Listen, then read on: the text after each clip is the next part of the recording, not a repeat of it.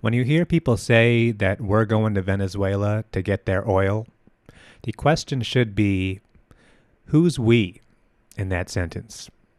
I mean, when I was a kid, we were invading Iraq, and all you ever heard about was how we're going there to take their oil. And I think we did it. I mean, we were in Iraq for decades, but the war is over. The thing you never heard anybody say was, hey, we got the oil. The reason they would never say that was because if they did, we would be asking, hey, why didn't I get any oil? I don't have any Iraqi oil. Somebody got the oil, and maybe it made its way into the economy, but we didn't get it. When a politician uses we in terms of, galvanizing people around a collective project, they're using we in terms of something that we need to sacrifice. We need to give up a little bit of our, moral integrity, and we will receive the rewards in return for that. But the rewards never come, because once we've sacrificed, once we've given this thing up, we turns into they. They got the money now. The money is eventually going to get to us. But in the meantime, all you can do is be patient. All you can do is trust that they are going to do the right thing, and eventually we will benefit from it. But we never do. I mean, in America, there is if you live in Alaska, there is the Alaskan Oil Fund, whatever it's called, where every year people who live in Alaska, you get a check, a dividend check from all the oil that's being drilled in Alaska. That is we. I'll give you that. But for most of us in America, there is no dividend check. You hear that America is now a net exporter of oil. And, the shale revolution. We figured out a way to frack our way into more oil. But we're not receiving the oil. We don't get the oil directly. That is the oil companies. That is somebody else. At best, we get to benefit from it indirectly. But for most people, we don't actually feel it happening. It just sounds like something that somebody tells you. When people say we, what we're really talking about is our relationship to the government. It is the social contract that binds us to the government. In a normal circumstance, the relationship of a citizen to a government it goes both ways. As regular people, we need the government to do certain things for us. We need roads. We need infrastructure. We need national defense in terms of the military. The government needs us to pay taxes. They need us to work the land, and they tax our income. They do sales tax, property tax. And because both of these parties need each other, you have a functional government. You have a system where both parties are depending on each other to do their job, to continue functioning. Because if one of those parties screws up, there are consequences. If the government is screwing up too much with our taxes, we theoretically have the ability to revolt. We can make demands. And in return, the government gets to do what they want to do. They get to tax us. They get to tell us what the laws are. This can be contentious and it can be corrupted, but it is a system. It is a logical partnership between citizen and state. And in the West, we can fool ourselves into thinking that this is just the natural order. This is the way government just has to work. People are self-governing, and we give up certain rights in return for our tax dollars, in return for our labor. But it's not like this everywhere. If you look at especially states that are, or countries that are based around natural resources, in particular oil, petro-states.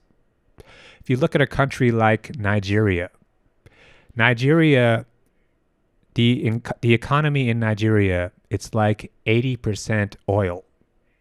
The government in Nigeria is funded almost entirely through oil revenue, through partnerships with Exxon and Shell or whoever. The Nigerian government is not funded through income tax. It does not come from the citizens. And as a result, you have a country where, on paper, they are oil rich. I think since the 1970s, they've exported like $1 trillion of oil. And yet, like half of that country lives in poverty. Because that contract between citizen and state was severed from the very beginning. From Nigeria's independence, from, colonization, they based their country, their economy, around a natural resource, around oil. And as a result, the people who are getting rich in Nigeria are the government bureaucrats, are people who are the middlemen, who are dealing with Exxon, who are dealing with foreign oil companies. But those government bureaucrats don't need the general population for anything. A petro-state, Nigeria, Venezuela, Iran, it is essentially one big oil field with a bunch of extra people on it. And those extra people don't get to make demands of the government because the government doesn't need them. Part of paying taxes in a country like America, we all complain about it. We all feel like we're paying too much and getting too little. But taxes are not just a burden. Income tax is also a source of leverage. It is power. It buys you a seat at the table. It gives you input into the way a government is run. When the government doesn't need you, the government doesn't have to listen to you. And that's how you end up with a country like Nigeria. People in Nigeria are not waking up thinking, oh, thank God for all this oil. We sure are rich with oil. It's like, no, they look and they can see the oil rig and they know somebody's getting rich, but it's not them. It's somewhere else. There is money that is being taken, but it's not actually coming back to the general population, to regular people, because they have no leverage. They have no seat at the table. It's easy to think that because we live in the West, that we are free from that style of governance. We know our government is corrupt, and we know there are problems with the economy. But we don't live in a petro-state. Our economy is more sophisticated than that. But I think what we can feel, the tectonic shift that we're all kind of sensing that has happened in the last 10 to 15 years, and that has accelerated in the last few years, is the feeling of America moving towards that, moving towards the feeling of a petro-state.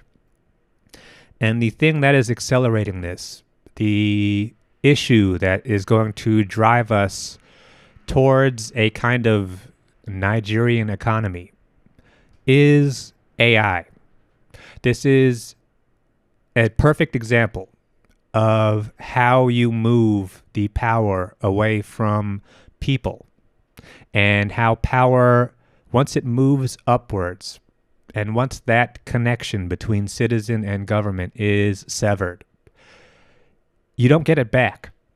It only moves in one direction.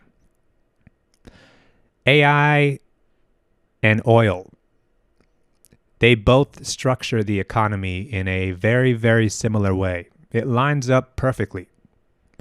If you look at the way an oil rig, when you first want to drill oil and you first want to, set up an oil economy, it is extremely capital intensive.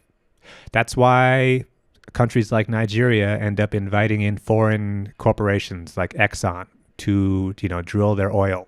It's very expensive and technically complex to set up an oil rig.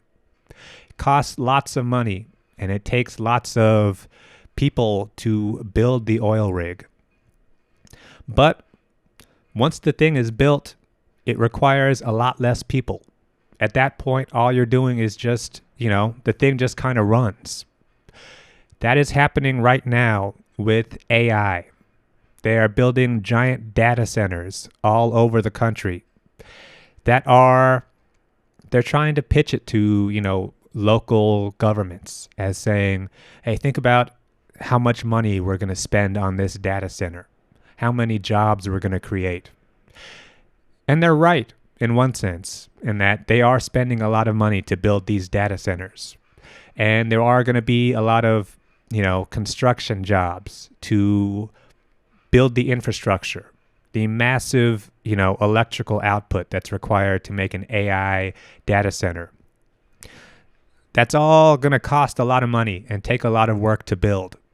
But once it's built, you don't need anybody there. You need a few people to make sure the machines are still running, to make sure the, exhaust system is running. But computers run themselves. They do not need, once the thing is built, they're not going to need people anymore. And our sense of how the economy works is still so far in the past that we don't even realize how fast things are shifting. We don't realize how far ahead they have already gotten. When people think about AI, the way we talk about it, the discourse online, it sounds like you are discussing a personal choice. One guy uses ChatGPT and he makes a post about it. And a bunch of comments show up. People saying, oh, you shouldn't use ChatGPT. Oh, then they insult the guy. And they make it sound like we all just need to make the decision not to use this. We all need to stop making AI-generated images. And we all need to, just don't use ChatGPT. People are proud of never having used AI. But that's not what's actually happening with AI. That is not the business model. This is not a consumer-facing business. If anything, using AI, using ChatGPT, it's costing them money. If you don't pay for ChatGPT and you use it, every time you use it, you are costing OpenAI lots of money.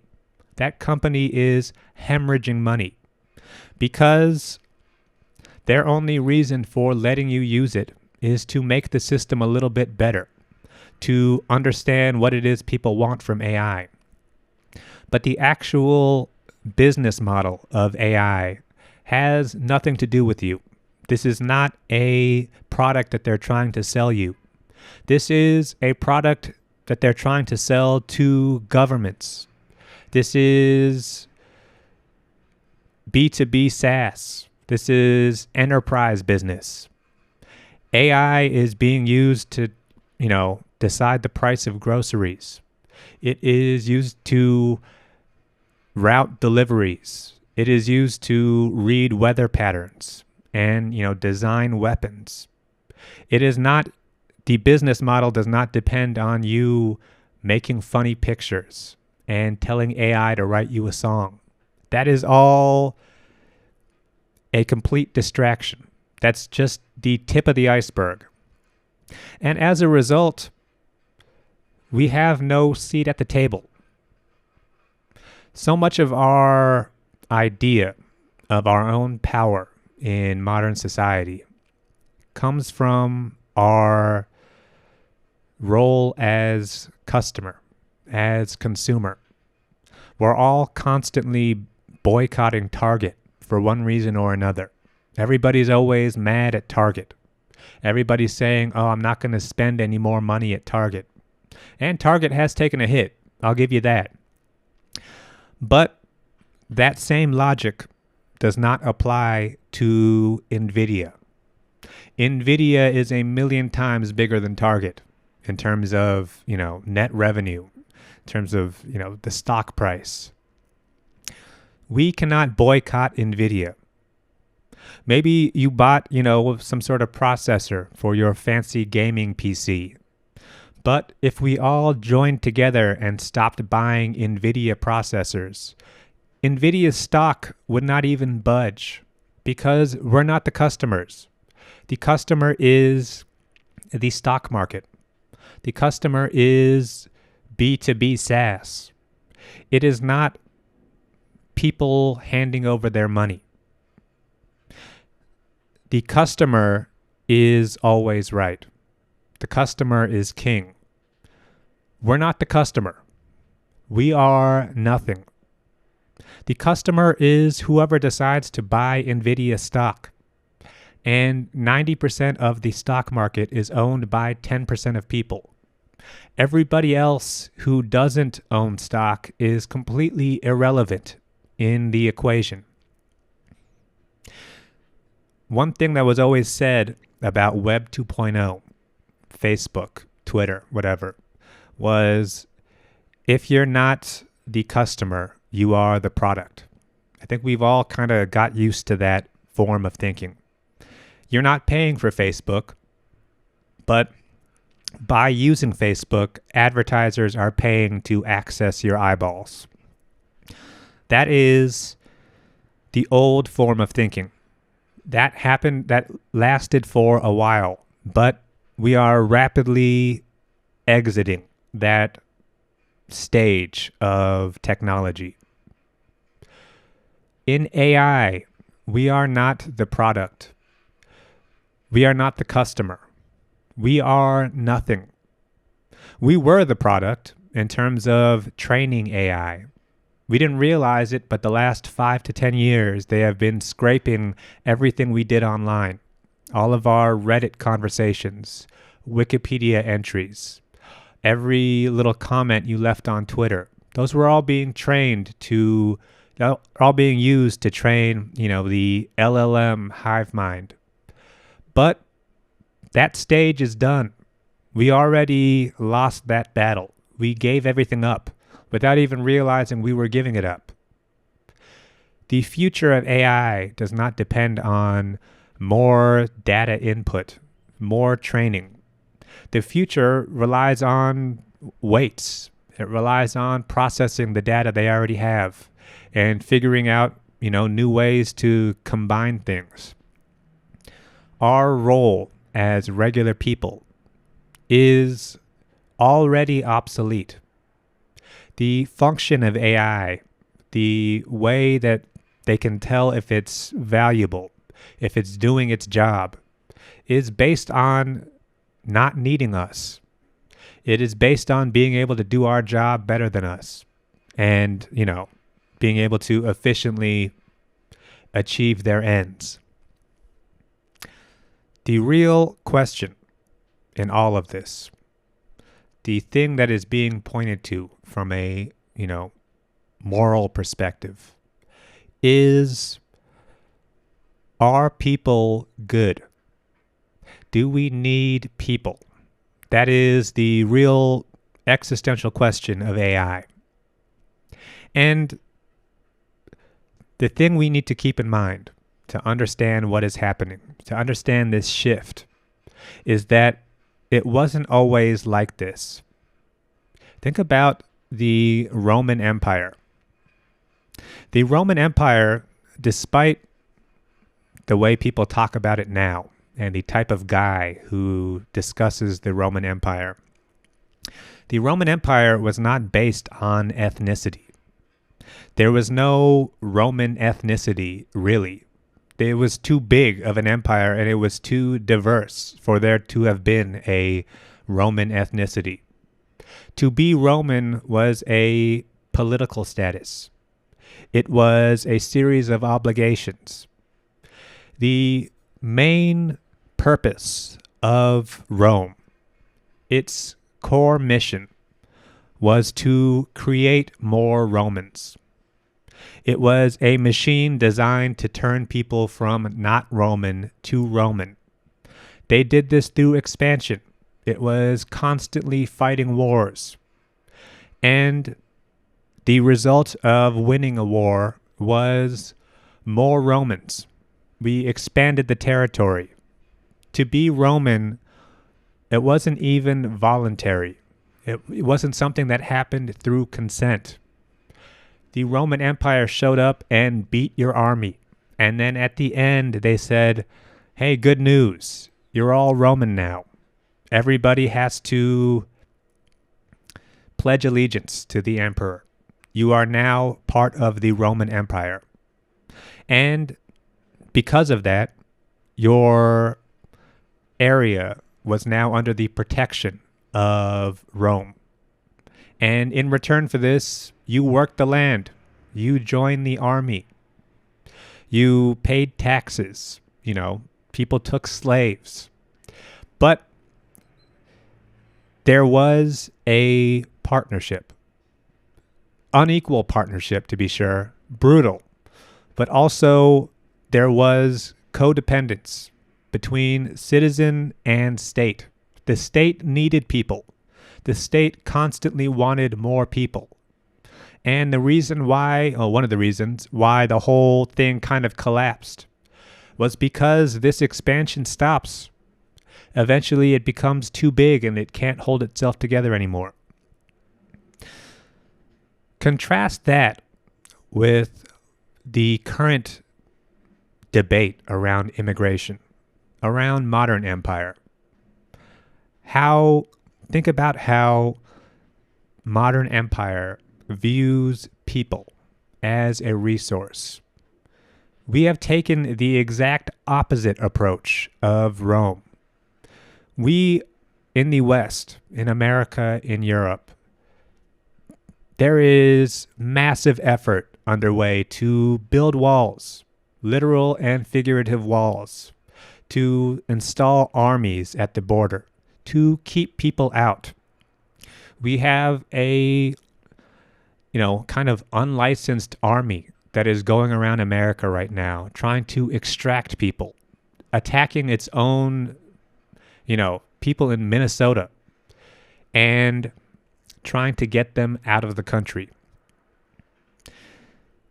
The message that is being sent from the West is that people are bad. We don't want you here. Because if you're here, you are a strain on our system. What we want instead of humans, we want capital. We want the free flow of goods and money across borders and around the world. We want you to be able to buy American goods. We want the ability to buy cheap stuff from you. And these goods will be put on a ship and sent across the world.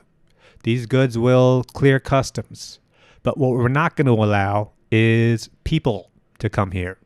Because people are a cost. People are a liability. And part of the corporate mentality is increasing profits, reducing liabilities. Get more money out of less people. This is the underlying ethos of Western life. It is efficiency. How can we make more money while paying less? How can we get a better deal? And unsurprisingly, when we have hammered this idea into our brains throughout our entire lives, and when we're told that we need to see our own identity as one of a small business, we're all running a brand, we're all running a business with, profits, losses. with double entry accounting, with how much am I spending, how much am I making. Unsurprisingly, across the West, around the world, people have concluded that they don't want to have babies because it costs money. If you told us that our mission in life is to maximize efficiency, to increase profits, reduce liabilities, then yeah, of course I'm not going to have kids. Why would I? That would be a bad business decision. And as a result, population collapse around most of the world because that's what you told us to do. That was the ethos of building a wall. We applied that to our own lives. So the question becomes, if we are not relevant to the equation, if we no longer have a seat at the table, if we can no longer tell our government what to do, who's actually going to get stuff done? Because we do still have the need for roads. We still have the need for infrastructure, for an army. So who's actually going to do it? And the answer, the people who have taken that on are the rich, are the capital class, the 1%, the people who are, who have all the money.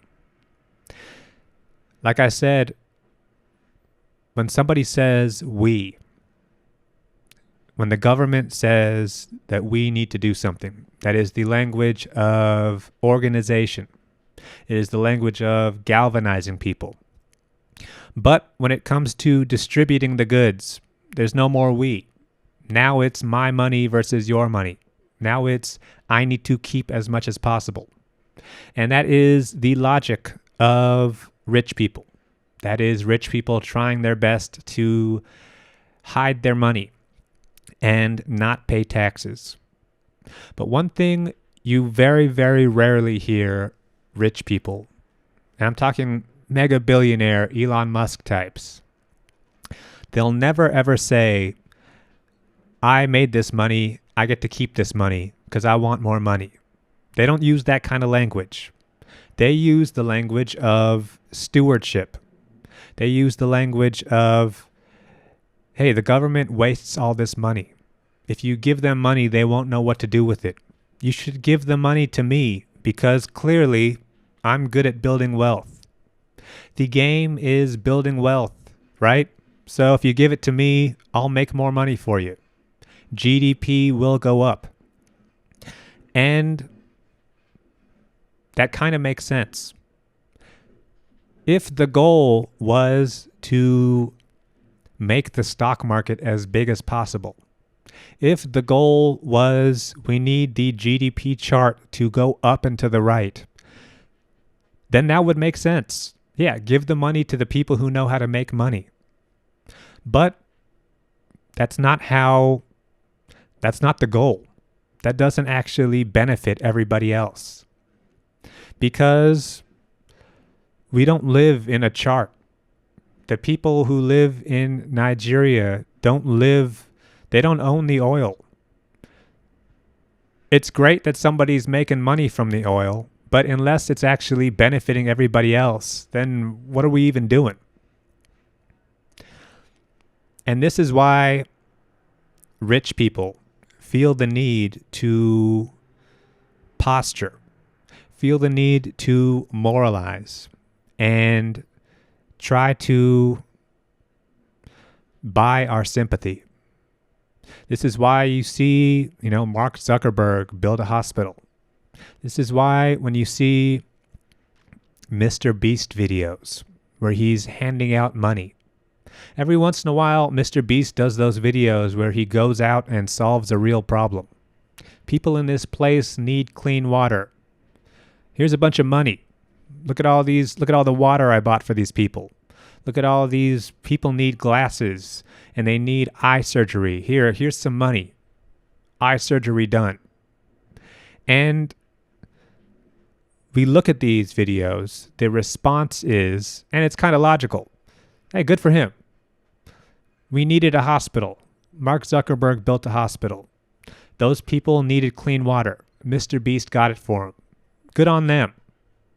But at the same time, we do know that every time we rely on the generosity of a rich person, the system has failed. That is an example of how much we do not have a voice at the table. Because if we actually had power, if we actually had a say in the economy, that would not be necessary. We would not need to ask Mr. Beast to build a well somewhere, because the fact that he has all this money is the result of systemic failure. It was the result of us not paying attention to the way the system was extracting from us for all these years. It is what happens when we don't understand, when we're not paying attention to these giant tech companies harvesting our data. We just thought we were giving it up in return for, getting to scroll on Facebook. Turns out it was way more than that. And they didn't tell us, because why would they? It sounds like it's too late to do anything. And maybe it is. Kind of hard to say. It looks like nothing is actually going to get improved in this way.